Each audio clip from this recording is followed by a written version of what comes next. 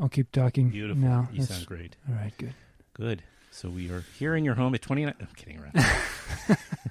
That was a very strange thing we did. Please send checks too. The idea was that we were going to come up here to your town, and then me and Jacob, and then we were going to go to see a movie afterwards, because I did a little research. I found nearby there's this big theater. It'd be a fun way to get out of the city for the afternoon. And then it didn't happen exactly that way, but it was a nice thought. It was a nice thought. But this was a nice trip. I was like, as many times as I've heard about this town, I've never been here.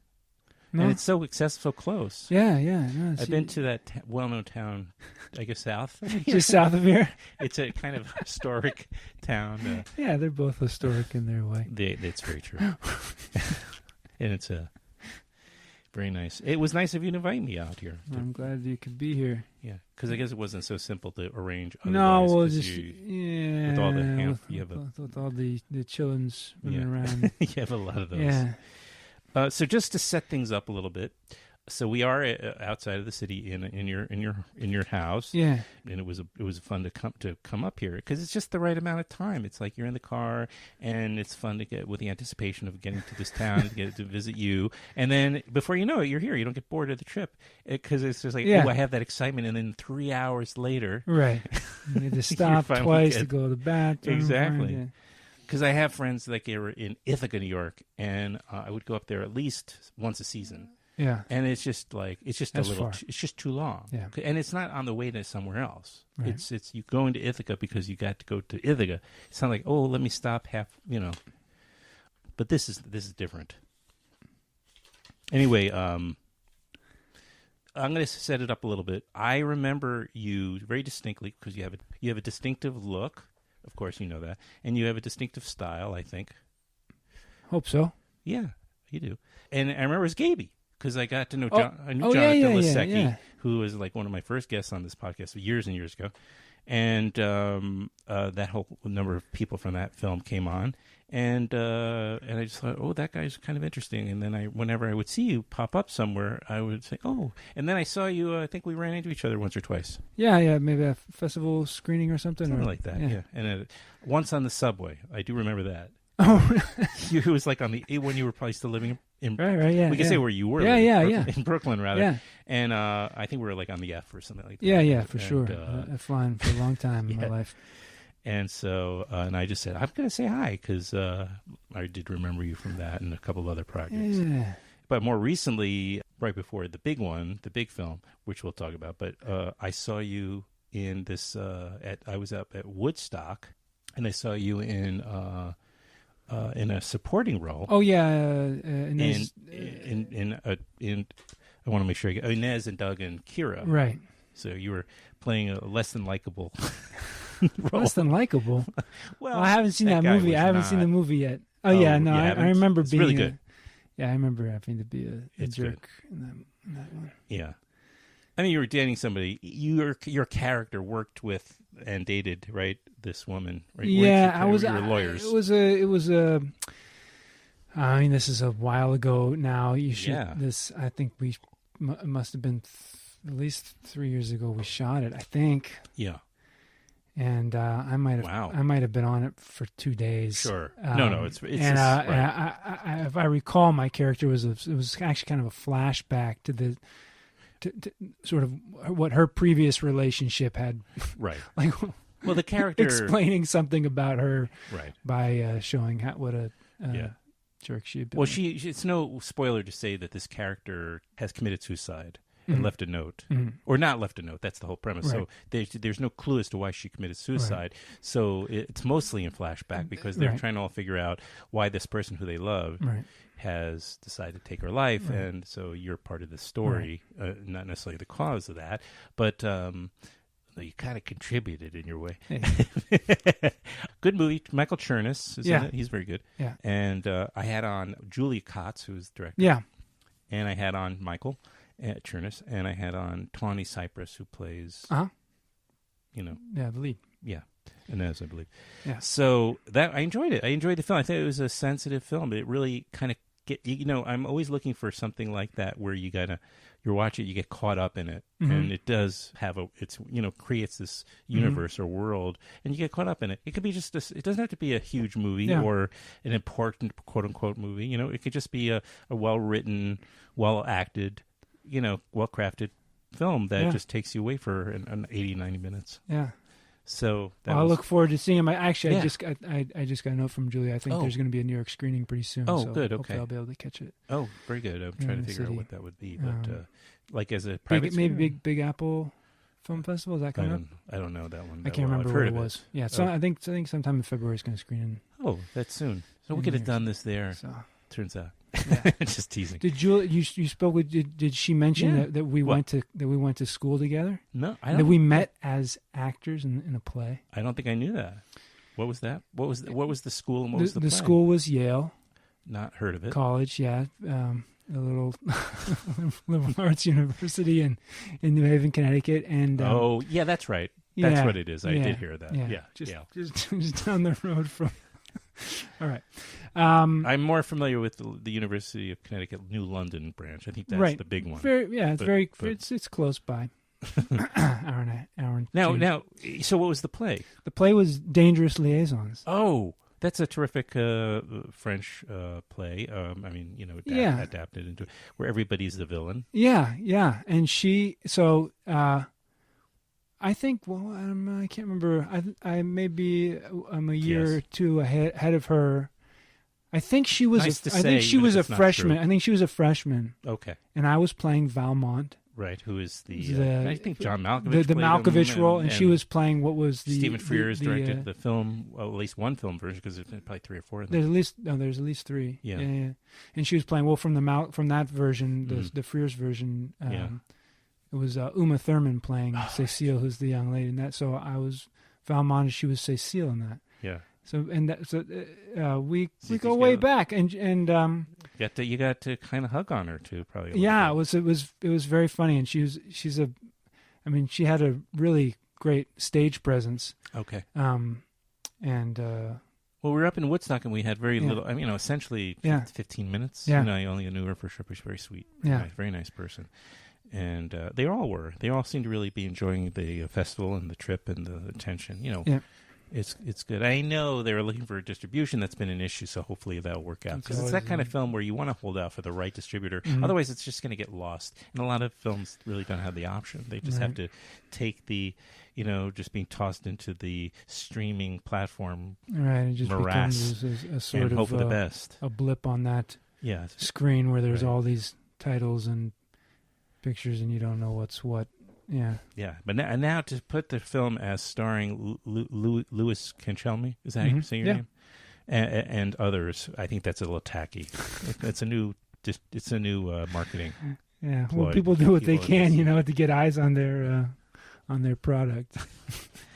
Well, with the success of The Irishman, although the Golden Globes seem to snub it, but we'll see. Yeah, we'll see. I mean, I honestly, whatever rubs off on me from that is fantastic. Oh, I'm sure. You have a very memorable. But sometimes you get a lucky spot. I mean, I had a good, fun little scene to do in there time-wise. I don't know how much time my role takes up, but I just happen to have some fun stuff to do. It was very Scorsesian. That's not really a word, but let's not jump. I want to get a little bit more background. We'll get to the make people wait for that. Okay. But you mentioned Yale. You went to Yale. Yeah. Was that undergraduate? Undergraduate. Okay. Yeah. And you obviously majored in theater. I majored in theater. That school, of course, has a history. Yes. Of being one of the top theater schools. I think when I was growing up in the 70s and into the 80s and thinking of going to college, considering what I wanted to major myself, and theater was definitely something I was very interested in. Yeah. The big ones were Yale, Northwestern. Mm-hmm. Those were the two top, best schools for theater. Yeah. Well, in Yale, Yale has the drama school, which is separate. It's not it's a separate school from the undergraduate. I understand. And I did not do the drama school. So but I did major in theater. Majoring in theater, at least when I was there, was relatively academic. Mm-hmm. So they have two schools in a sense, or two programs. They're just separate. So the drama school is like a graduate program, conservatory. Okay, that's separate. That's like where the Meryl Streeps. Exactly. Okay, very good. Exactly. Although Yale undergrad has a lot of, a lot of theater people have gone through that too. The difference there is it's not a conservatory. I see. It's somewhat more academic, but also there's a lot of support for extracurricular, make your own theater. Mm-hmm. So, with other classmates, I probably was involved in 3 or 4 productions at least a year that were completely student run, mm-hmm. directed, designed, performed, all the way through. And then there's a couple, and there's venues all over the place on the Yale campus. Or at least at the time, pretty much every residential college, which is what where mm-hmm. people live, have their own little black box theaters, and then there's a couple of theaters beyond that, mm-hmm. and then there's some interaction with the drama school, mm-hmm. If you find a way to get involved there, but at least so nothing. It wasn't technically their drama school, isn't technically a graduate school. It's an MFA program. Yeah, it is an MFA program. Yeah. Okay, yeah. So is that considered a graduate school? Sure. Yeah, of course. Masters, you get a master's in fine exactly. arts. So okay, so because I wasn't sure if maybe a conservancy was like some sort of alternative where you didn't leave with a degree, but you left. No, yeah, you get a master's at the Yale School of Drama. Okay. So it'd be similar to the NYU Tisch program or something, yeah. But it's not. So undergrad is a bachelor's, though it's not a BFA. No, I understand.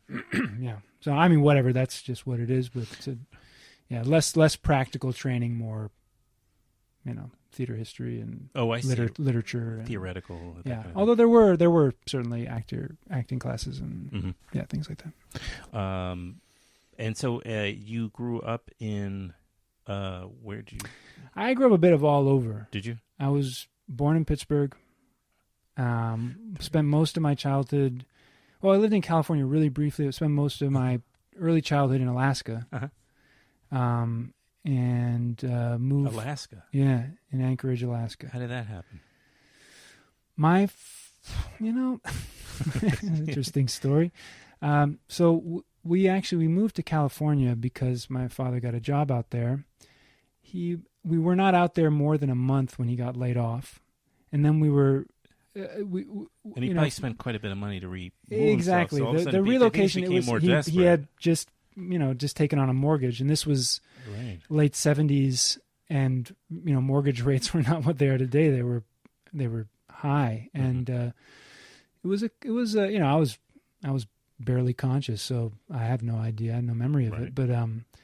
But for a year and a half there, it was apparently pretty sketchy situation. So what did he do? What was his trade? At that time, I don't honestly know what the California thing was, but when he eventually went up to Alaska, it was to work for... Please say fish.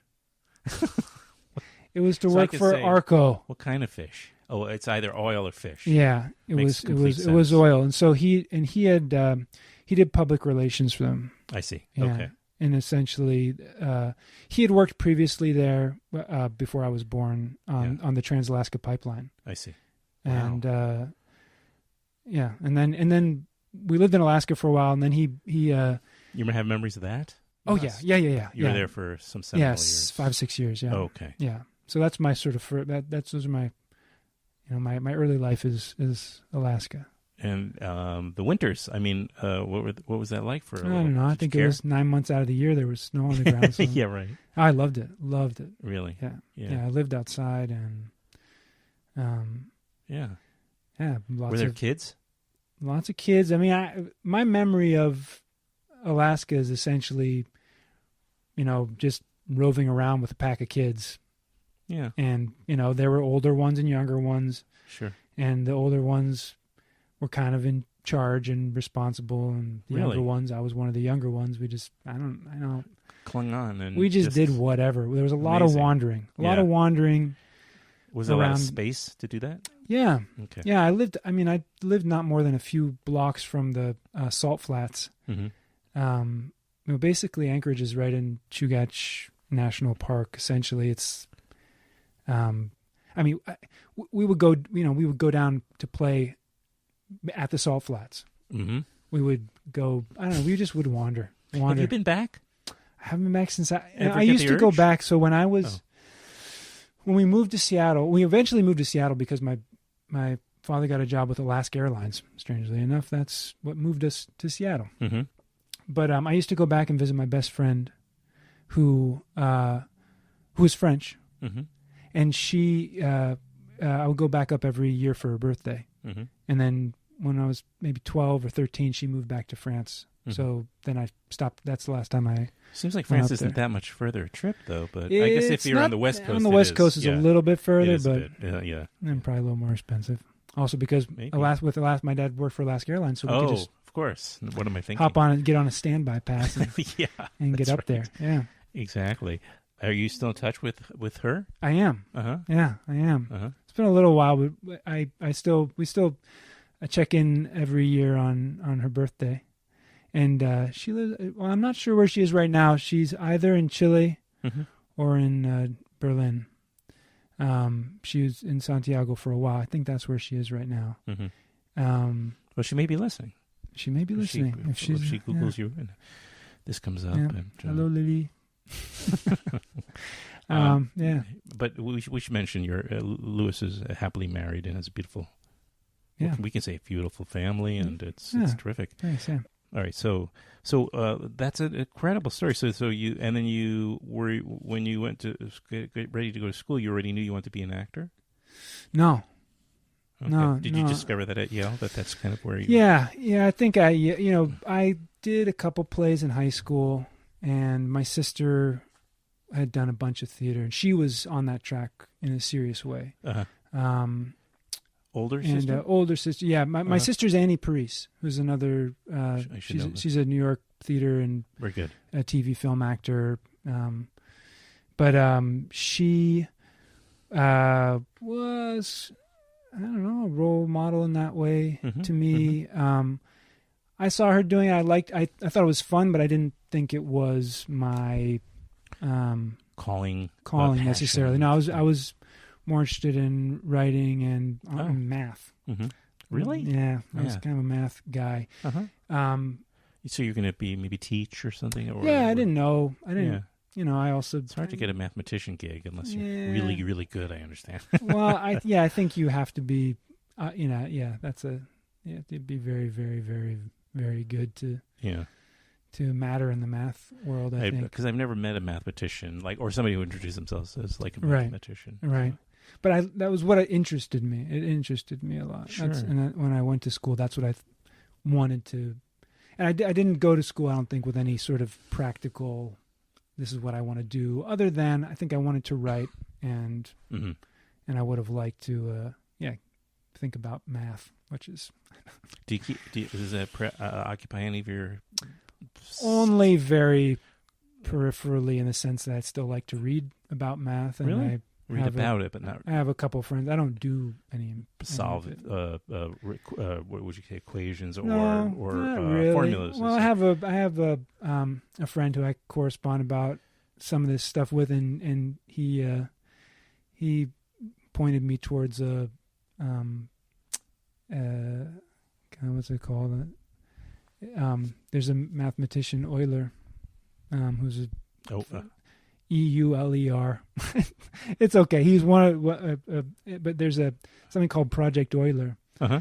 That's basically there's a bunch of problems, and they get successively harder, and the idea is to try to write programs to solve them. I don't do coding, but you can solve them with math. It just takes a long time. As opposed to like figuring out a program that can do it for you. Exactly. But either way, you got to be pretty brilliant to be able to do either. It's like they start out fairly basic. Okay. I get advanced basic, and then as you go, I can't get very far in it. But that's, for example, that's the limit of the math that I. I see. So in Good Will Hunting, you think it was an actual? I have no idea. No idea. Yeah. Yeah. But so I went to school with at least that sort of general interest in. I was going to say though, you'll have more opportunities as your kids. You have kids. And they're going to go live vicariously through them. Because just to put an end to this, but the particular thing. But when it comes to my kid and his difficulty in certain subjects and working with him. There's almost every other subject.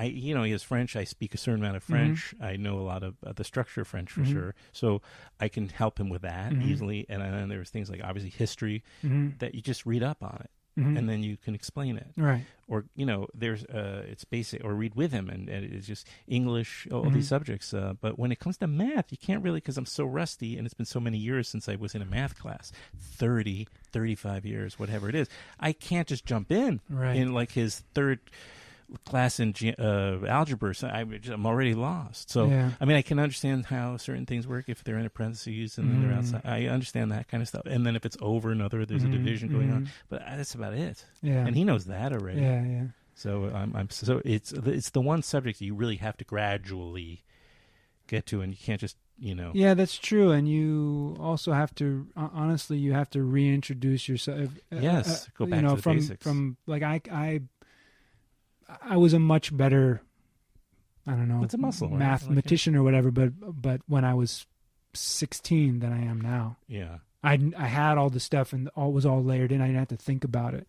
I see. But I would need to, I wouldn't be able to tell you offhand, whether a cotangent is adjacent over hypotenuse or what. I don't like. I would have to look that stuff up. Right. I just like hearing you say it though. Yeah, I just after algebra, I'm pretty sure in high school I just stopped when it became an option. Like I don't know, like the trigonometry, these things. I never did it. Never wanted to do it. And and what was the other one? Calculus. Calculus. Forget it. Well, that's very few people too that go that far. Yeah, you got to really want to be in that. Yeah, you have to have some strange. But there's one other course: geometry, algebra, and then there's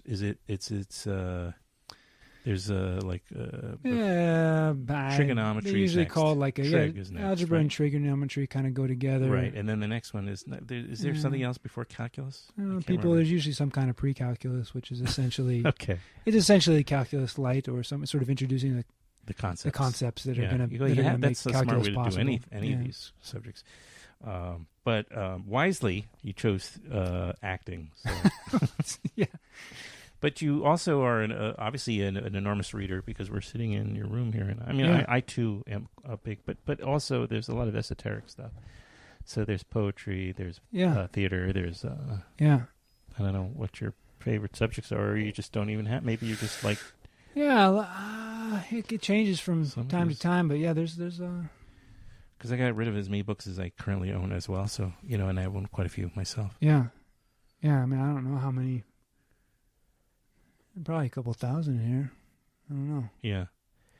Well, if I kept all my books over the years, I just never got purged. I would have thousands. It's like at a practical. I never knew if I was going to have a room like this where I would. Yeah, exactly. Otherwise, I would. Exactly. Well, me neither. I just kept them in the storage unit until such room became available.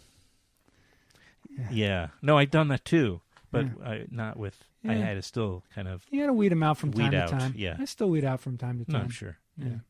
But it's great. I also grew up in where there's so many. Whenever you go to a town and there's like a used bookstore, there's like a book fair, and you just go crazy. You can spend like $20 on. Yeah, that's the best. It's nothing better than that. Yeah. Come home with every book written about Watergate. So you just start reading everything. Oh, for 50 cents. Yeah, kind of. I mean, I would do that again in Ithaca, where they would have this annual book fair. I try to go for it. They have a whole section of American history and. Or government, and then there would be just every book on that subject of Watergate, Nixon, and I just wanted to become, super knowledgeable about that particular subject because it was like a seminal thing when I was a kid growing up. I remember seeing the Watergate hearings when I was visiting my grandparents, and they had the TV on all the time, that kind of thing. So there's a kind of a nostalgic thing, Yeah, sure. Anyhow, but the thirst to learn is a big thing. Thirst to keep learning, or is it? Yeah, definitely. Appetite for that? I don't know. Yeah, definitely. thirst to learn. I mean, maybe just curiosity, but also, keep the mind moving. Right. And it's going to help if you're going to play different roles. I mean, it's really essential for any actor. Yeah, I think so. I think the imagination is the key muscle, and books feed that. Absolutely. I've also been enjoying bringing on a lot of authors, mostly in the film world. Yeah, which is it's usually biography or something about the film industry. But at least what I'm enjoying it is that I'm reading, and I picked up the pace quite a bit because I would, I'm trying to keep up, and it's really like also just become this thing where I'm just voraciously reading again, which I'm glad about, because there was a period there where my kid was also, it can be hard to find time and energy. And when you do, just reading a book is demanding of you. At least the way I approach it. And I don't go for like fluff. I usually like to want to, reading something that demands my attention. So, so it's really nice to be back into that. So when you were also young and you were watching, I don't know if you were a big film watcher when you were young, like coming up, or that doesn't sound like. Yeah. I'm, I don't know. When I was a kid, I watched, The Never-Ending Story. Okay. I probably watched over 100 times when I was a kid.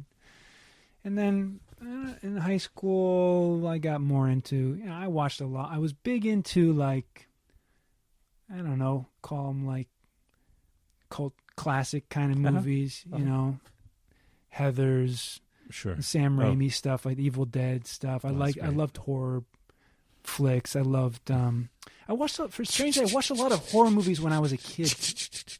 Yeah. Sorry, go ahead. No, but that's it. I watched a lot of horror movies when I was a kid. Mm-hmm. Just when I was in Alaska, I had a neighbor, Timmy Cole. I don't know if you're out there, Timmy. I don't.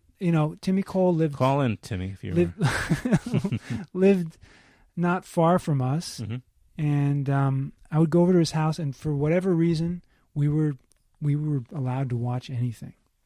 They were just I know. So I watched when I was maybe 5 or 6. Probably says something about my I don't know what it did to me psychologically. But when I was 5 or 6, I think I remember watching Friday the 13th Part 4, the final chapter.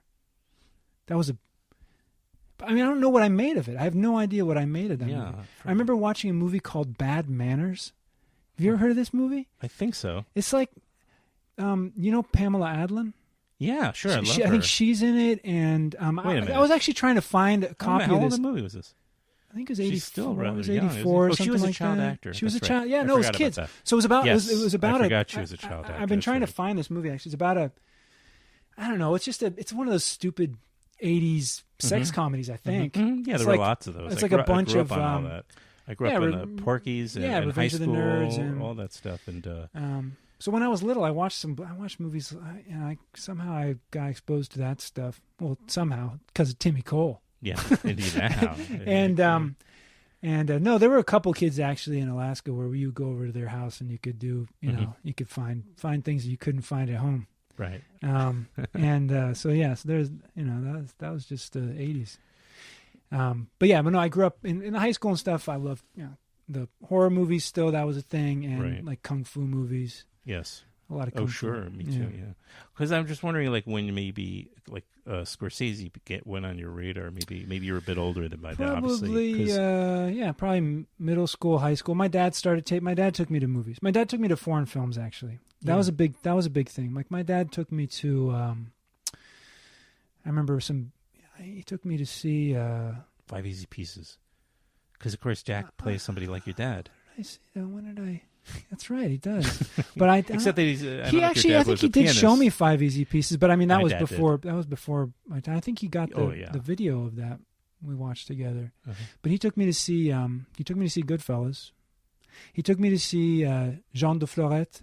Oh, sure. He took me to see Gérard Depardieu. Wasn't he in that one? He was. There's two of them. That's right. And Manon of the Spring. Was it Manon of the Spring? There's two films that were kind of like. Yeah, those went together. Yeah. He took me to see Europa. Remember that movie? Yes, Agnieszka Holland. And, oh yes. There was like a period where those films were getting. It was at that very specific period. Early 90s or something, right? Yeah, maybe even a little earlier. Yeah. Because there were a lot of European films, a lot of English films coming out, Yeah. British films, the early Mike Leigh, Stephen, all these guys that we were talking about, but they were coming in because these art film distribution was all of a sudden exploded for a period of time. Yeah. And so we're getting a lot of really great films like that. Yeah. All of a sudden, that's how we got probably With Neon Eye, that kind of stuff. Yeah, exactly. And I think that one too, so in Seattle, I was in Seattle at the time, and there was a bunch of great art house theaters there. I don't know, I haven't been back there in a while either, but there was the Harvard Exit, there was the Neptune. The Neptune would show the Rocky Horror Picture Show at midnight every Saturday, and they, people would perform it while the thing was going on. Like that was a big thing in high school. Pulp Fiction I saw there for the first time.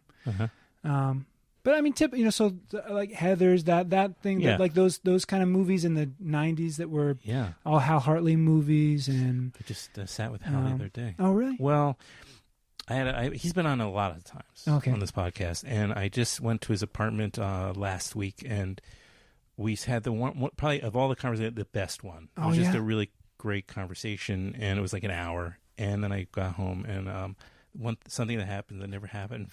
Oh no! Yeah.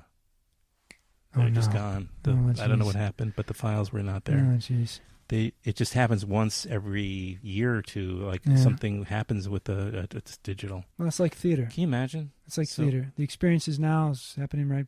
Well, that's true, except that at least somebody could hear it. Yeah. But what's great is that because we know each other now. Like so, and he was seminal for me too in that period of time. Those movies. But we're redoing it tomorrow. Oh, good. It's on the phone, though. I'm not schlepping up to his apartment, but we can do it over the phone. No, but we know each other well enough where we can do it over the phone at this stage. But they're doing a retrospective at the Metrograph of his stuff starting this coming weekend, next weekend. Yeah, fantastic. So I'm trying to take care of this pretty quickly. Oh, cool. Yeah, I'm sorry to interrupt you. No, not at all. I mean, those movies were important for me. Yeah. Like just in terms of. Jarmusch, maybe? Yeah, Jarmusch, certainly. I mean, Mystery Train was a big one. Yeah. Down by Law, that was a big one. Yeah. Yeah, just in terms of opening up, the world a bit for me. Yeah. Those movies. I'm trying to think other ones that I mean, Kubrick movies were a big deal. Oh, right. In terms of, versus, I think the other things that were also big influences, but were just the, things like Top Gun and that were just there in the culture that were big influences that way. Mm-hmm. And having this other, I don't know, genre is not really the right word, but this other kind of world of looking at people, looking at the world. Right. Yeah. Was a big thing. Right. We're lucky. I think in a way lucky, and we hadn't been. I don't know. Maybe we're still lucky by the fact that there's so much available to see, so much. But I feel I'm not sure. I don't know. The jury's out still a little bit. In terms of just there's so much. And is this really adding value? Yeah. I don't know. There was something about walking down the street in Manhattan. Coming up to a art house or just whatever, it doesn't matter even. Just like walking by the Angelica or the Quad or something and just seeing a poster and just thinking, that looks kind of cool. Going in and just opening up your world, because you just came upon this incredible movie. And that's the value of the curator, really, on some level. Like the programmer that puts things together. I mean, the Film Forum still does this. Obviously, of course, they put these great. Metrograph. And Metrograph does it, and the Lincoln Center does it. But bringing the, a bunch of things together that play off each other. I mean, Anthology does it to some extent. I haven't been there in a little while, but like they do even, in some ways in terms of discovery. That's also. I mean, when I first moved to New York, that was a big deal for me, just being able to go there and, walk into. Something you just Peter Kubelka movie or a any of those kind of crazy stuff or see a Pasolini movie or something that that doesn't get shown all the time. And, yeah. And you can think of it as a glut because everything's available. Right, You can see it. Right. You can go on YouTube and watch a bunch of, and every once in a while you can discover something on YouTube where you're like, that's available? Yeah. I remember I saw this great Marguerite Duras movie on YouTube. I couldn't find it anywhere else. Right. It was there on YouTube. Somebody with the VHS or whatever had decided to put it up there. And I don't even know, those things probably get taken down pretty quickly, but I was glad to be able to see it. Sometimes they're, legally, it's just they're no longer right. They're orphans or whatever. They're yeah. legal orphans. Yeah. Say about that sort of content and I don't know that we do need some kind of curation though. Otherwise, you don't. Right. Yeah. It's not necessarily like a book where distribution though too, right. because it's like there's what's happened is. Just one thing that's happened is that, there were only so many films coming out, and then the distributors would get good distributors would, you'd want your film distributed by them, or they had more of a budget or something, so you could rely on also the movies that are being distributed now because there are these companies that will fill in for this again a lot of films that can't find any other option, and so that's not a curation. That's more of just a like more of a financial thing. Like, well, we, people would pay to have their films distributed, essentially. So, and there were some really wonderful films in there, by the way. It doesn't mean that there are not some great films in there.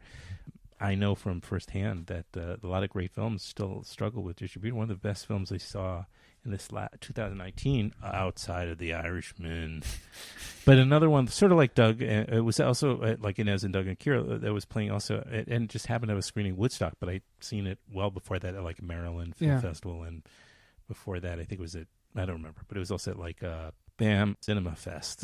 It was a movie called South Mountain. South Mountain. Beautiful. Talia Balsam, do you know her, the actor? I don't know her. You do. She was in Mad Men, but she was she was also a child actor. She's been around for a long time. She was married shortly to George Clooney too, but she's married to another actor that was on the Mad Men too. They played a married couple on Unhappily Married. I didn't watch Mad Men. It's a good show. I have heard it. I have heard it is someday. It was very good actors in that. Anyway, there's this movie South Mountain. Just again, great performances.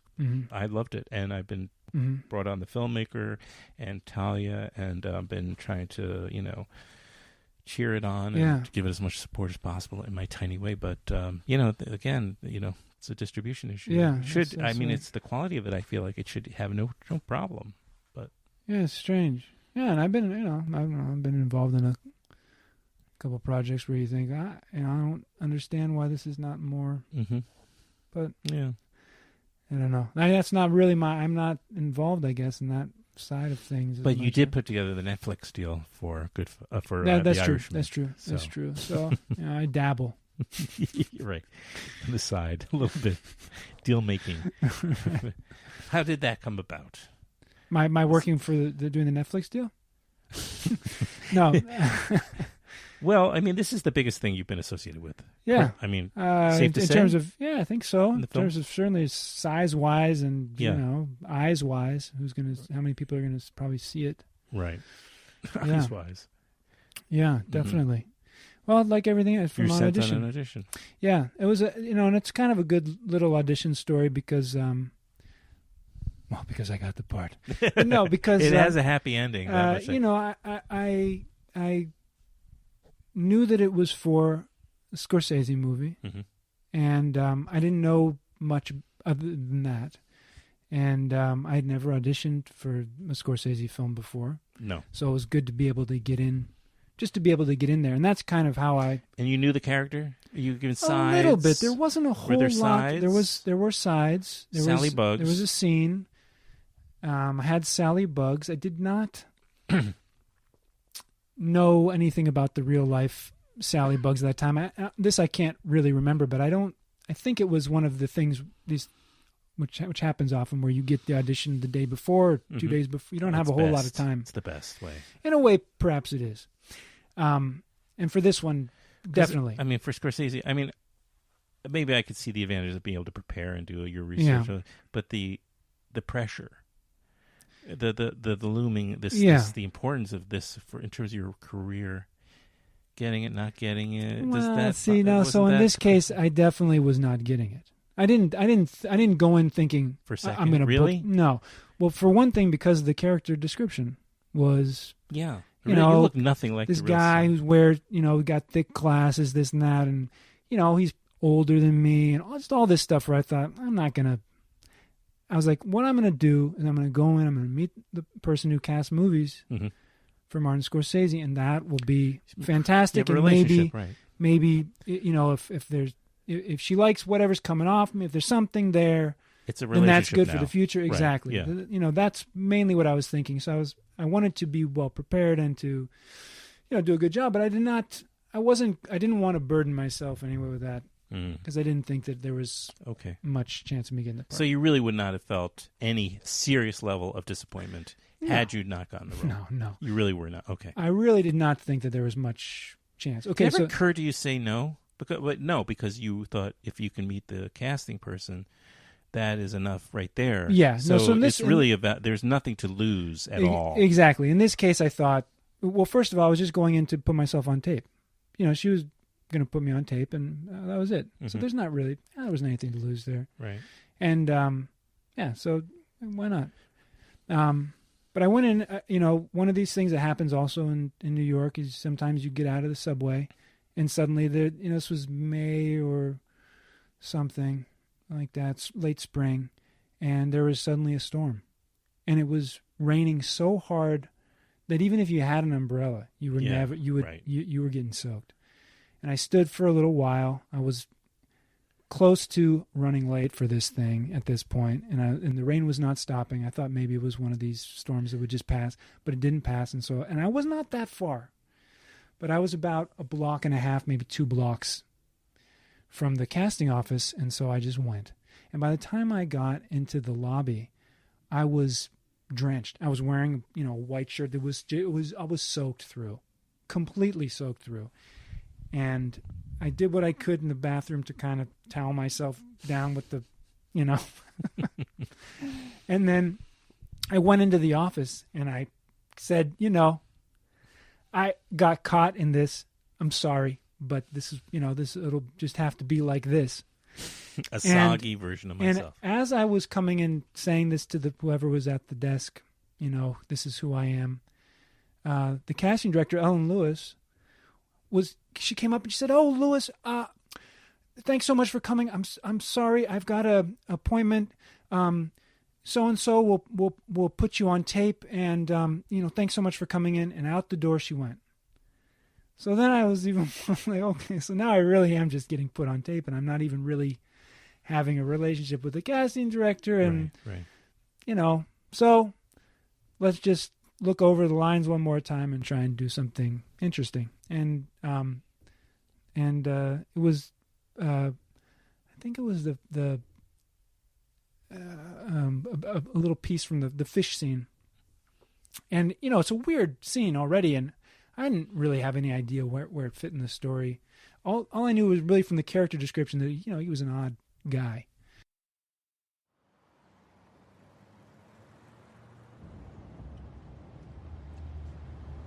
What kind of fish? What? What kind of fish? I don't know. The kind you eat? A fish. But you don't know what kind? No, I don't. Where'd you get it? What the fuck? At a fish place. Was you just go in there and say, "Give me a fish"? Pretty much, yeah. He didn't say, "You want a salmon, you want a haddock, you want a fucking cod"? What the fuck does it matter what kind of fish it was? Why are you so concerned about this fish? I'm just trying to understand how a person can buy a fish and not know what kind it was. There was a fish waiting for me there. I didn't ask what kind of fish it was. I'm sorry.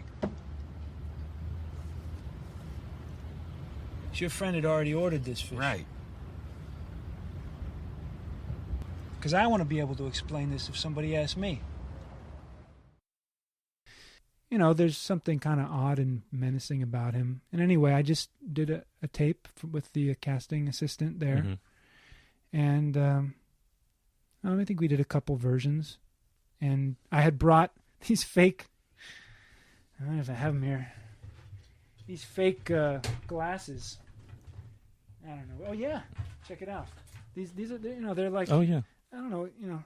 I brought look these. more like, yeah. They're plastic frames. I don't wear glasses. You know, they're these, they're, you know, costume glasses. Cheap little things. And I put them on. We did a version of them with and a version of them without. And that was it. Right. Well, the guy is called Bugs, right? Because his eyes are buggy. He's called Bugs because he wears these Coke bottle glasses. So I thought, and he's farsighted. Yeah, I'll at least put on a. Yeah. Let him see what I look like with glasses on, and that was it. And then maybe I don't know, a month and a half later, I got a call from my agent saying, "Hey, Alan Lewis really liked your tape for this Scorsese thing." And I said, "Oh, that's great." And they said, "Yeah, she wants to show it to Marty." And I said, "Well, great." Yeah. And she said, and then they said, "But they want to be sure that you'll do it if she shows it to Marty." And I said, "What do you mean?" "Yeah. What do you mean?" She said, "Because if you know, she doesn't want to show it to Marty and then have Marty get attached to you and then you not do it." We're not going to disappoint. And I was like, "Don't. That's not a problem. You know, let's show it to Marty, please." I'm not sure why you even had to call me to ask it. But anyway, so then at this point is when you start to wonder whether you should allow yourself to get your hopes up. To get your hopes up. And I did not. As much as possible, I did not. And but it's also one of those you sort of tuck it in the back of your filing cabinet in your brain where you say, you know, whatever else is not sort of going well at the moment, there's this possibility that I can, you know, it's a little bit of a little sunshine back there in case a little hope, in case I need to pull it out. Right. Yeah. And so, you know, then again, I didn't hear anything for a long time. And then weeks. Yeah. And then at that point you think, well, okay. So I already saw it, you know, maybe thought this, that, but whatever, you know, maybe it didn't fit. Who knows? And I just started to talk like Marty. And then I got another call that was, so, you know, Marty watched your tape and he liked it. I said, well, that's great. You know, that's great. Yeah. And the little sunny warm spot is starting to spread glow a little bit, and you think, slow, careful. Yeah, right. Don't overdo it. I must be pretty damn good. Yeah. You try not to think that. And then, then it was also, so he likes you. They're not really sure, you know, what role yet, but he liked your tape. And I said, oh, okay.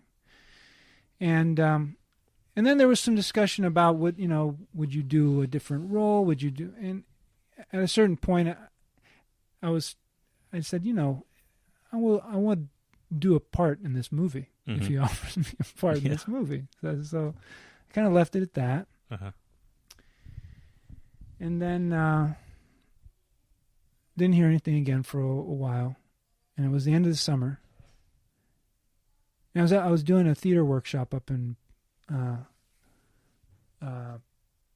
Martha's Vineyard, I think. And I got a call again up there saying, okay, we think the offer's coming in. And I said, okay. And they said, but we're not sure yet what the role will be. And I said, okay, we'll probably know by the end of the week. And I thought, oh, God, okay, great. And I said, just tell me when we know what it is, okay? And then I didn't hear anything again for, you know, it's the end of the week. I'm about to head home. And I got a call from my agent saying the offer came in. Amazing. And I said, oh, great. What's the role? And they said, well, the role you auditioned for. Like they're all of a sudden being like, what do you mean? Oh, what do you mean? What do you mean? What role? You're playing Sally Bugs. And you were like, well. And at that point, I thought, I might be playing Sally Bugs, but I'd better keep this to myself until. And this is kind of how. That's smart. This I thought, I didn't tell my wife. I didn't tell anybody. You didn't even tell your wife? No, I did not tell anybody. I decided I don't until I'm getting fitted for the costume. I don't, until something's actually underway. Yeah. I don't know how to believe that. I don't know how to believe. It is almost too much. It's like a fantasy level. It's strange. There was no. It's like there's this other. Yeah. Parallel universe type of thing that's existing. And exactly. Very few times do you get to enter it. Exactly. And you don't know you're not supposed to. Yeah. Is this some mirage in the desert? But what did you eventually told your wife? What did how long did you keep that under your hat? And what did she make of it? I kept it under my hat. Strangely, I kept it under my hat for almost a week. It's pretty impressive. Yeah, I don't know how or why, and I don't know what I was doing with it while it was there. I think I was just, having it for myself or something. Yeah, that's nice though. Yeah. What did she think when she? How long did you said? Oh, by the way, last week I found out. I can't remember how I told her the story. Scorsese Honestly, I can't remember how I disclosed the fact. Well, it's just because of the time, the delay. Yeah. So I wonder if she had made something of the fact that you were walking around for a week knowing this, and you hadn't told her. I don't know. Honestly, I can't. She probably didn't care. I can't. I don't know if I've ever told her that. Oh. Now she knows. I don't know. I don't know. Now she knows because she's listening to this, and I will not edit that out. All right. Okay. Fair enough. It's my once in a while you get a little bit of a news. Right. Yeah. Scoop. Thank you very much. Yeah. All right. So I'm sorry. I don't usually belabor this, but for somebody on the cusp of such a thing, an opportunity, it is a very singular thing. Yeah. Like I couldn't believe it. I was like, wow. I don't remember if I don't know that I knew you were in it until I was at the New York Film Festival press and industry screening, which I think may have been the first screening ever. Yeah, I think so. Public screening. Yeah. Because it wasn't even the New York Film Festival night. Yeah. It was later that night when they were showing it, but earlier that day they showed it to press and industry, and afterwards, Marty and De Niro and Pacino and Pesci and I'm not sure anybody else from the cast was there, but anyway, and Jane Rosenthal. But it was very odd actually because, Pacino was being Pacino, although he seems to have aged in this particular. But he was very engaged, and De Niro was himself. And Pesci didn't say a word. No, not a word, barely a word, and he was wearing dark glasses. Yeah. And then only then when somebody I think it was Kent Jones asked he asked something of he asked something of Joe, and then Pesci didn't respond, and so whoever was sitting, maybe it was a producer, was sitting next to him, and she repeated it into his ear, and he just didn't seem to get it. It was like he's very zoned out. Maybe he got stoned. Is it possible? I have no idea. I don't know. Anyway, I don't mean to. But having said that, I can also say, and I don't judge at all, but I can also say that when I was watching this film, I was very moved by Joe Pesci's performance. Yeah. I mean, I thought everybody really delivered. Yeah. But I thought Pesci, I was brought to tears a couple of times by the power of his. Yeah. Just his performance and his gravitas, etc. I just couldn't believe it. Yeah, I loved that performance. Yeah, really moving and strange. Yeah, yeah. So De Niro gets to. He's now been told that he's going to go and basically have to kill Hoffa. I'm trying, just for some reason, I'm blanking on the Irishman's name. Frank Sheeran. Frank Sheeran, of course. Yeah. So Frank is told that he has to go and whack Hoffa, who he loves. Mm-hmm. And it has to be him. And so he goes to the house where they're going to do it. You, Sally Bugs, are preparing the house, correct? You're putting down a temporary floor. Yeah. So, because there's going to be painted.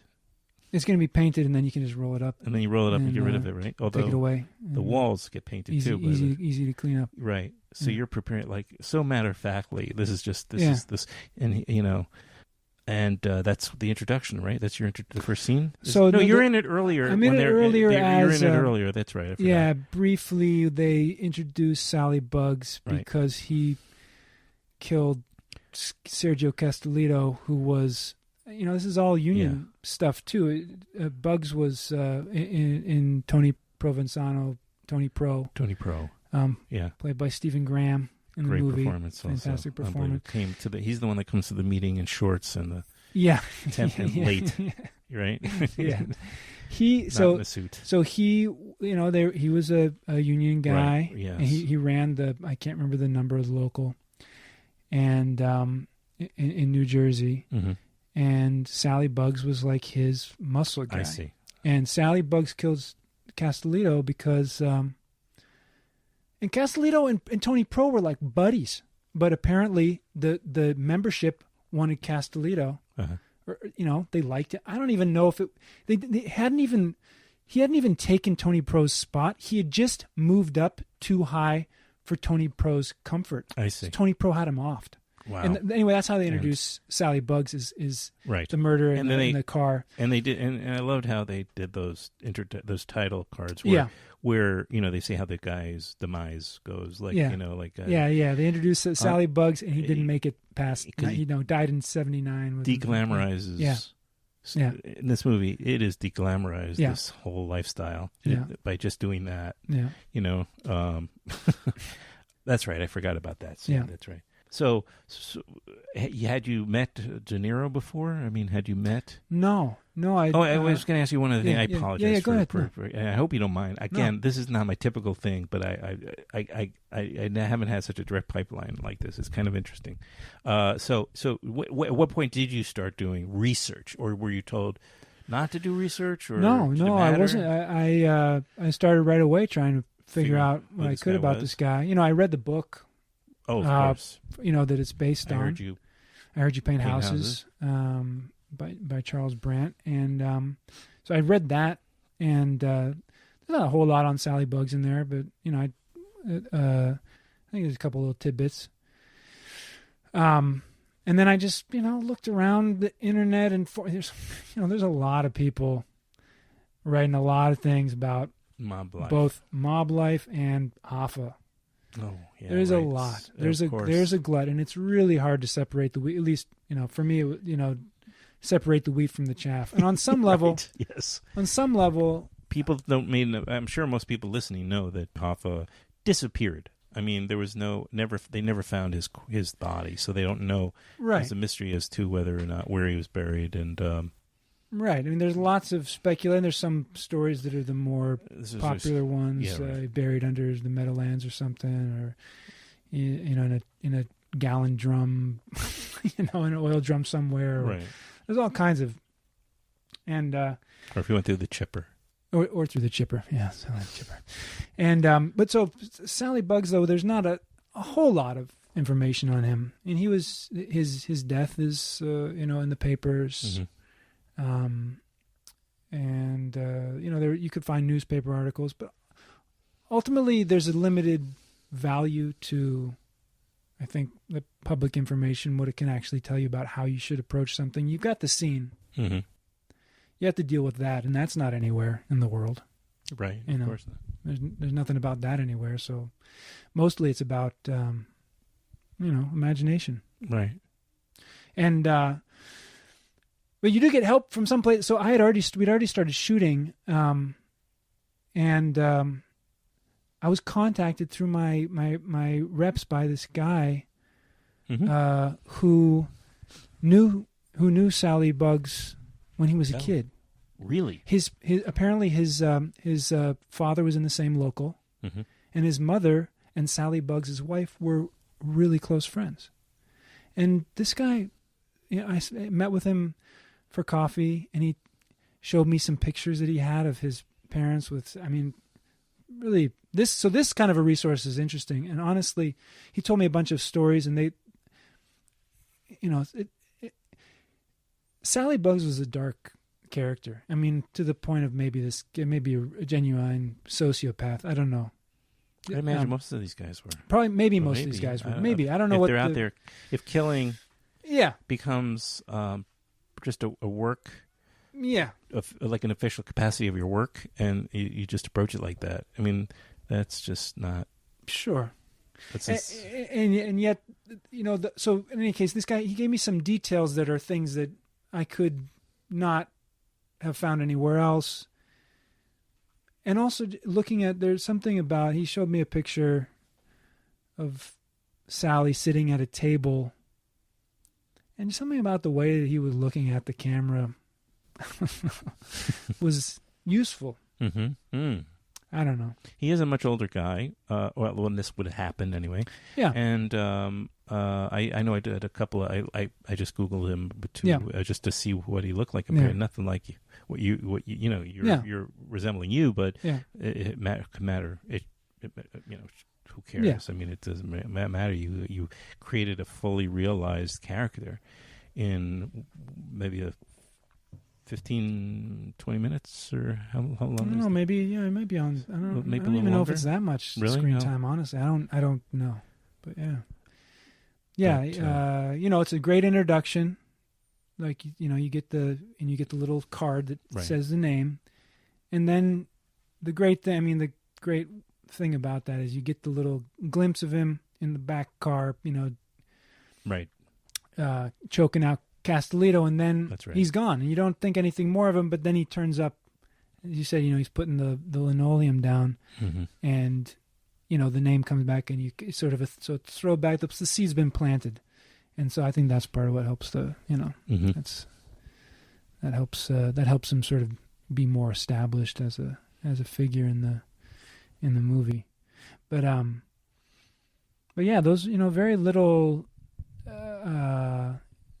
That's the stuff that went into the preparation of the character, honestly, and then physical stuff. Just having to wear those glasses, and basically what they did, I would wear corrective lenses underneath. That's amazing. You mean contacts? Contacts, yeah. Yeah, of course. Then the lenses, then the glasses on top of that, and that allowed me to see clearly, but you had no depth perception, right? So, and it was odd to, be in that getup for an extended period of time.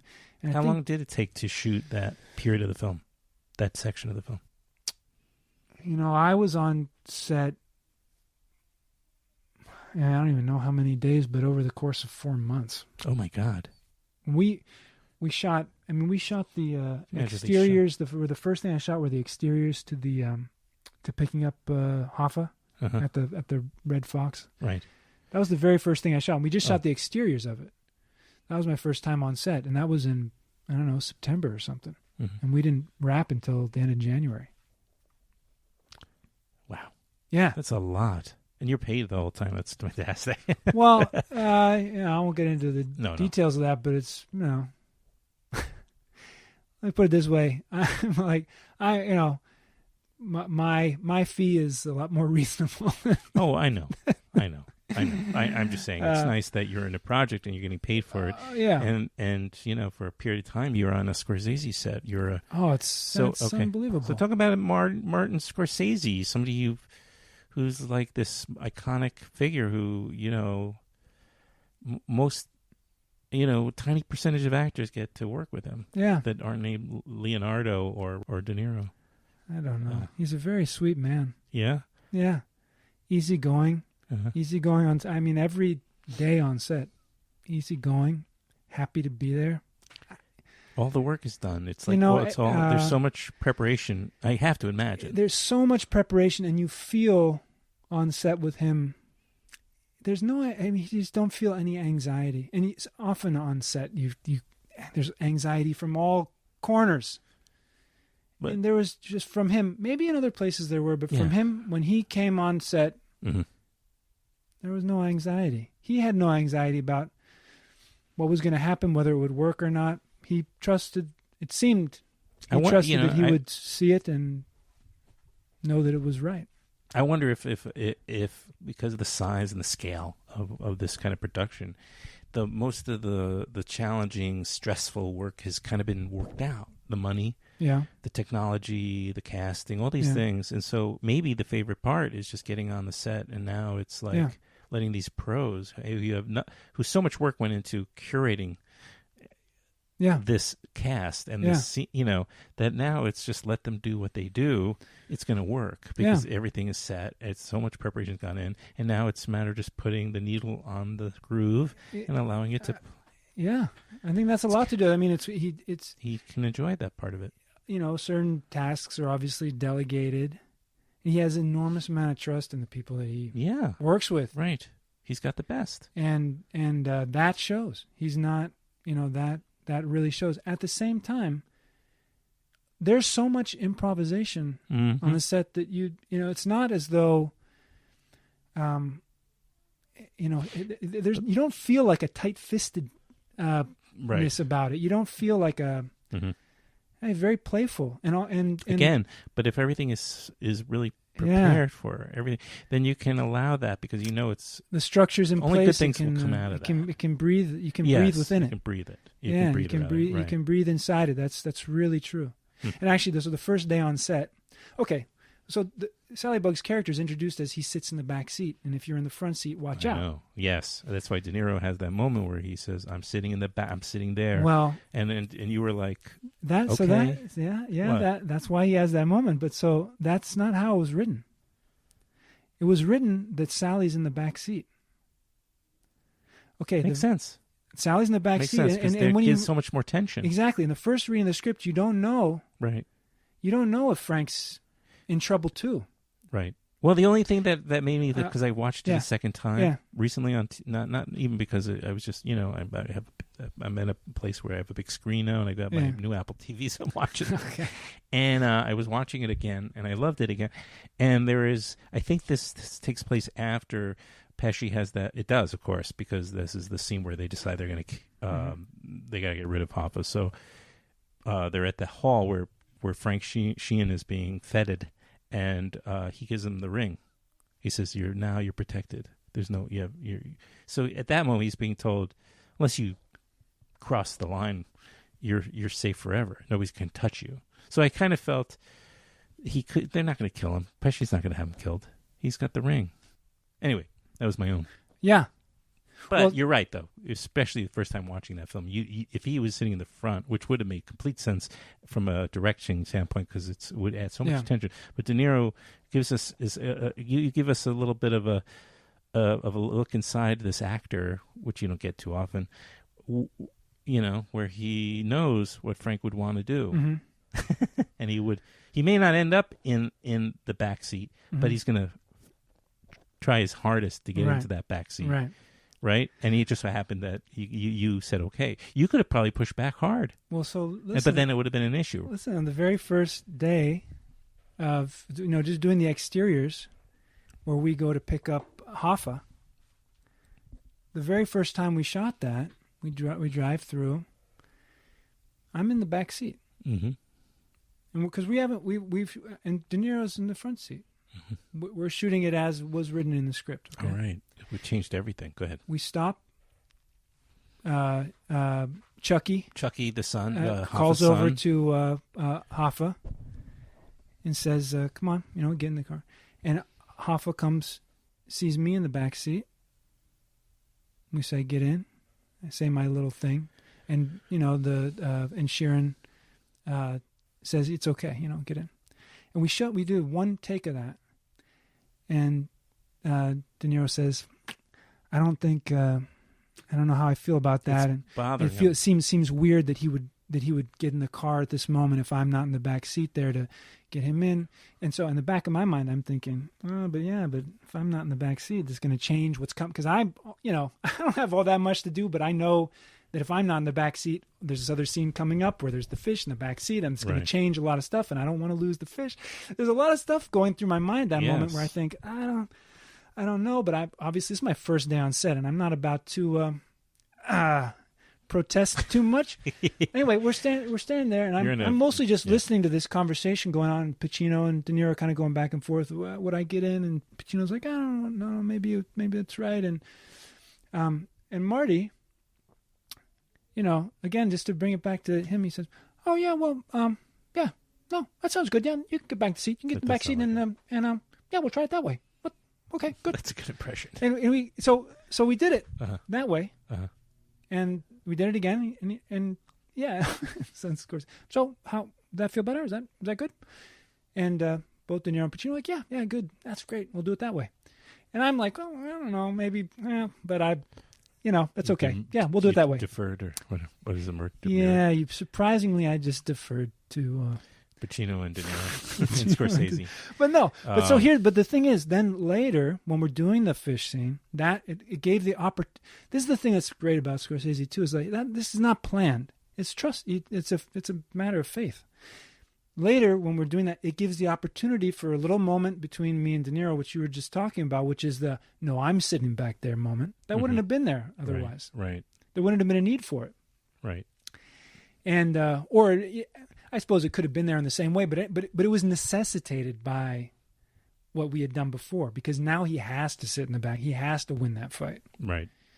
And it changed the nature of the whole little interaction, but honestly, I can't imagine. In some ways, I can't imagine it being the other way now. No, because Pacino leans in. First, he hears Chucky, and it makes sense. Yeah, he's not looking in the back seat. Yeah, to see De Niro. I mean, to see Sheehan. So, because that really kind of threw, makes complete sense. Yeah. And then he wants to sit in the back with his friend. Yeah.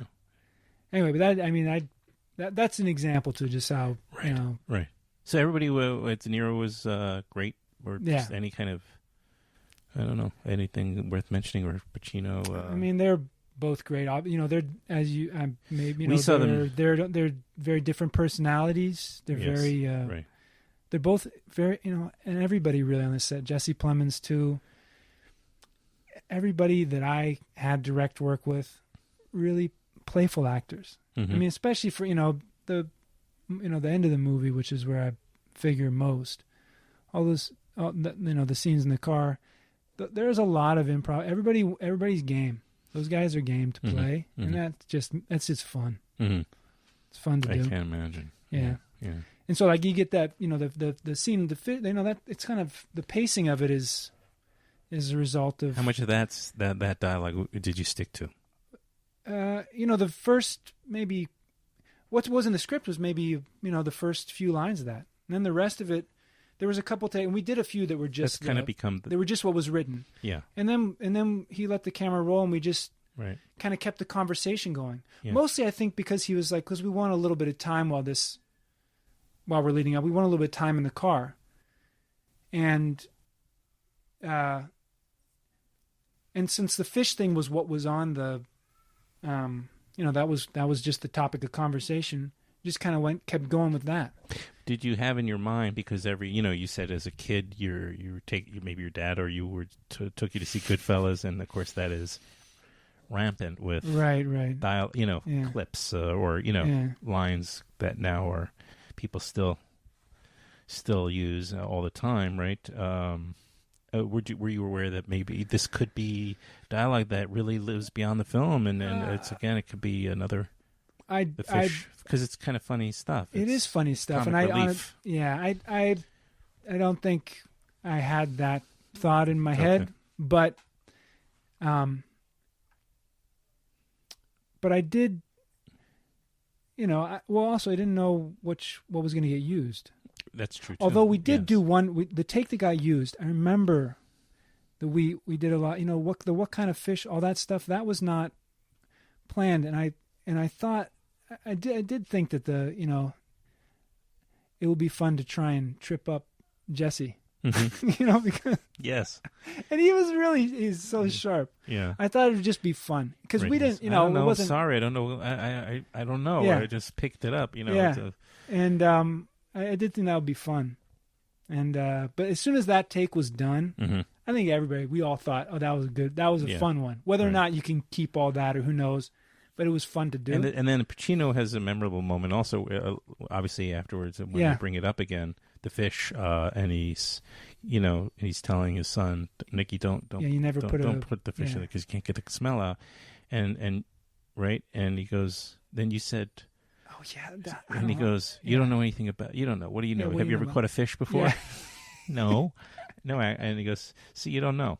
It was just, it's field. But in retrospect, that seems like that might have been him riffing. That was riffing. Yeah. Yeah. Yeah. So you don't know. I think Pacino also, I mean, I just think he was phenomenal. Yeah. I mean, his comic timing. Yeah. Another famous thing is in the courtroom, where he goes, this is my favorite because I like to do him. And he goes, if they come at you with a gun, you rush them. Yeah. He goes, you rush them. Yeah. Doing this thing. Yeah. He goes, and if they come at you with a knife, Yeah. get it, run away. Yeah. Go. Yeah. But if they come at you with a gun, yeah. you rush them. Yeah. I think that's like this classic dialogue. It's Yeah. just enjoying the humor in it. Yeah. It's And I have no idea. real if that people, was, because real people do that. Yeah. Right? We forget. Yeah. Even Jimmy Hoffa might have liked to be bigger than life, and he was charismatic, and he that's how he operated. He was just used to that. So you really get a sense of this portrait of Hoffa that you haven't seen before. Yeah. Anyway, thanks for sharing all those anecdotes. Yeah. So I'll wish you luck with. Hopefully, this will be.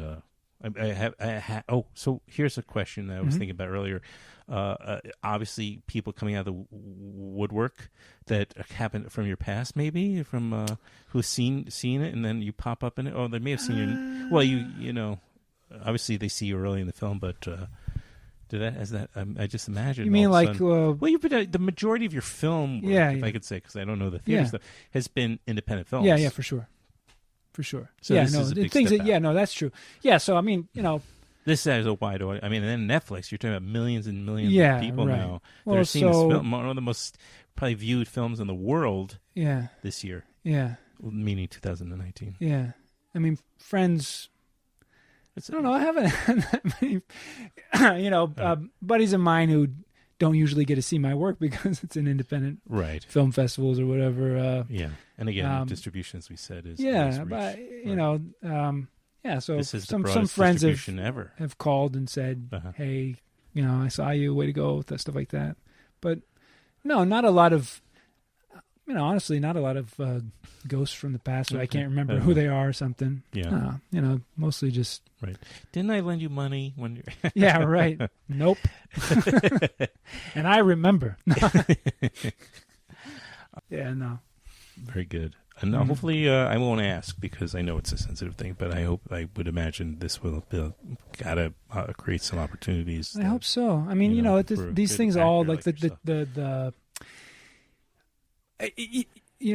the old Saw, work begets work, and this won't hurt me, but you never know. Yes. And you never know sort of where you feel the ripples. And honestly, through the 20 odd years that I've been doing this, you don't know what the thing is that's going to push you along or where somebody's going to, but yeah, hopefully it'll keep me alive. And your keep my work going. Yeah, sure. Yeah.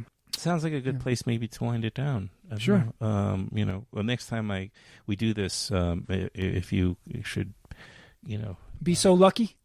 Well, if I should be so lucky too, yeah. I was just gonna say, maybe you'll be in a position where you say, I don't know who this is. Right. Who are you again? Right, exactly. Yeah, right. I ask myself that every morning. Oh God. Well, we'll do the Gaby too, Yeah, I mean, there's so you said Gaby, and I thought, oh yeah, Gabby. Did you ever see that Gabby on the Roof in July? Sure. You were in Gabby on the Roof. Yeah. I forgot about that. And actually did a movie with. I was in a film. I'm not an actor, but I have dabbled or been plucked. Where I was in a film with Lawrence Michael Levine myself. Oh yeah. And then I did a screening because I had a film series I was curating in Brooklyn years ago, 10 years ago, and I showed it. He wanted to show it. Like I was showing films, and he goes, "Would you mind showing?" He and Sophia were like, "Would you mind showing Gabby?" And I did, and we did a Q&A. Larry was there, and a bunch of other guys from the film. Oh, cool. So I forgot about that. Right, that's a fun movie. Yeah. And those were around the same time. I think they that were. was maybe absolutely within a year or two of each other. Sure. Yeah. Right. Yeah. they were going to the film, like Sarasota, right. Maryland. And Maryland. I was down. I went to Maryland for that. You were part of that one where everybody was wearing the robes. Yeah. Cool. Yeah. No. Yeah. Well, cool. That's a cool. I think connection. I saw that. I think Larry has a new. Is it one of them? Sophia has a movie maybe with in Sundance. With I don't know if it's no. It's a Jason Blumhouse. Blumhouse. Sure. It's a remake of Black Christmas. Which I have not seen yet. I need to see it. It must have come out around Christmas. I don't know if it's distribution. I don't know how. Yeah. I don't know. Is it in theaters? I don't know. I think it must be. Well, there for the horror. Yeah. What happens with that? I don't know. There is Shudder now. And that is definitely one of those cases where I think people do get this. Shudder is a streaming service for genre film, mostly horror, but they also, because of the name Shudder, DD Shudder. It's mostly horror, but it's genre, so I'm sure they also have like midnight type of stuff, So that would definitely fall under that. Yeah. So at least with that, you do have that, and I think if it's a well-made film, it should end up there, if not in. Some theaters, maybe. Right. Some sort of Alamo Drafthouse for a little bit or something. Yeah. Anyway. All right, yeah. So next time we'll go down that memory lane. Sure. Yeah. And some of these films are on iTunes. I'm pretty sure. Gaby and maybe Gabby. Yeah. I have Gabby on the Roof of July. I have no idea what we're talking about. But Gaby is Jonathan Lisecki's comedy about friends who decide to have a woman who decides to have a child with her gay best friend. Yeah. Yeah. And you're not that. I'm not that. I'm a Lothario type of house painter. Exactly. You're painting houses. I'm painting houses yet again. By the way, I'm waiting to hear back. Last thing I'm gonna share with you, and please keep your fingers crossed. And if you can mention this to Marty, I kind of appreciate it. So there's a new documentary. It opened Doc NYC, which is a big documentary festival in New York City. The opening night film was called Band of Brothers. No, it's not called Band of Brothers. That's a Spielberg series. It's called Brothers. I'm fucking it up, but it's about the band. The band. Robbie Robertson. Yeah, okay. So Robbie Robertson is essentially driving this, and it's like an apology to, some people think, to Levon Helm, and because they fell out. Okay. I don't know if you know much about that. I do not. It doesn't matter. It hardly matters. The point being this. Robbie Robertson, I don't know if you know this, but he does the scores for most of Scorsese's films. I did not know that. You didn't know that? No. I didn't know that. I didn't know the connection. I didn't know. Oh, yeah. So Robbie Robertson, since Scorsese directed The Last Waltz, or at least shot it, for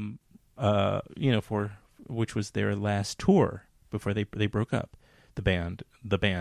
I did not see that movie. Oh, you should see it. Okay, but Scorsese shot this at this theater at the Fillmore or whatever, and it was their last show. And they invited all these different musicians, famous musicians from over that inspired their music. And so there was like a real big show, like Joni Mitchell and Dylan. A lot of great performers were there. Anyhow. And since then, Robbie has been working with Marty on all these films, doing the music.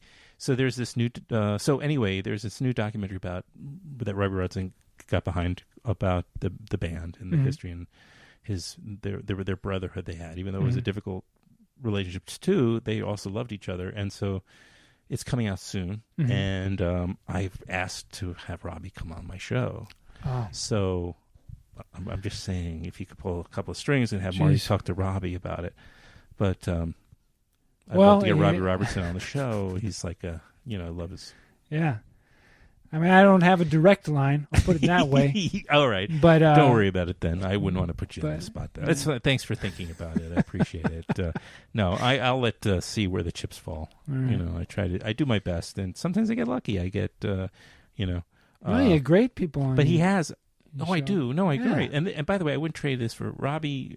I would rather do an hour and 15 minutes with you than 20 minutes with Robbie Robertson. So I say that from my heart. Robbie Robertson has a new album. Also, it's not so, all these things usually do happen at the same time when they go on the promotional tour. Right. And there's a single called "I Hear You Paint Houses." Not "I Heard You Paint Houses," but "I Hear You Paint Houses," and it's a duet with him and Van Morrison, and it's a really great song. What? Yeah, and it's in this new album, which is called Cinematic or something like that. Okay, we'll look that up. SIN. Yeah. Yeah. So look up that song. There's a video on YouTube of the. It's a nice song. Yeah, I don't think they use it in the film at all. But unless I'm mistaken, maybe it plays at the end. I don't think so. You would know that. That you'd probably remember. Well, I might not because I saw it at the premiere and you haven't seen it since? No, I haven't watched. Wow. I haven't had a minute to sit down and watch. But also, it came out around the holidays, and I've got family. I understand, right? But no, and also from the watching the premiere is a little bit. It's not the best watching because you've never seen it and you're scared of what you're going to do, and I had no idea what was at that point I had no idea what was going to be in it. How much I made it right the cut. Yeah, no, but so it was a singular kind of watch. I need to watch it again in more relaxed circumstances. I can understand, and then I'll listen for the Robbie Robertson Van Morrison tune. Well, that I don't think is on. I can't remember if he puts it in at the end, but I do know that you can find it on. Yeah. Surely it's out there and very easy to find the song. It's, thank you very much, Louis, and I do hope we can do this again down the line sometime. I hope so too. It was a lot of fun. Thanks for coming up here, and my pleasure. It's been a pleasure. Gotta get back to my kid now before. Okay, I won't. I promise not to say anything about what your plans were. Oh yeah. Well, I'm gonna go back and we'll catch up with the right. that little indie film that's playing at the Metrograph. Yeah, I hear it's doing pretty well. Yeah.